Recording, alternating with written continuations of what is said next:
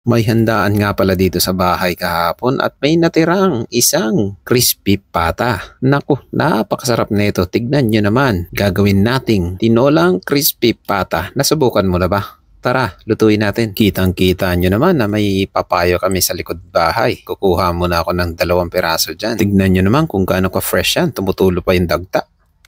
May tira nga pala akong chicken oil dito galing sa Mang Inasal. Gigisa lang natin ang luya. Gisa-gisahin lang natin yan konti hanggang sa umamoy. Tapos ilagay na rin natin ang ating bawang at sibuyas na puti.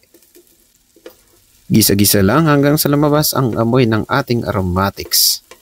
Tapos ilalagay na rin natin ang ating tubig na kumukulo galing sa ating takore. Nabili ko nga pala tong crispy pata na to sa G&G Food Trip House. Naku, napakasarap ang mga pagkain dyan. Check nyo yung Facebook nila. Lagyan din natin ng tanlag, isa sa magpapalasa dyan. At pamintang buo, 1 pirasong pork cubes.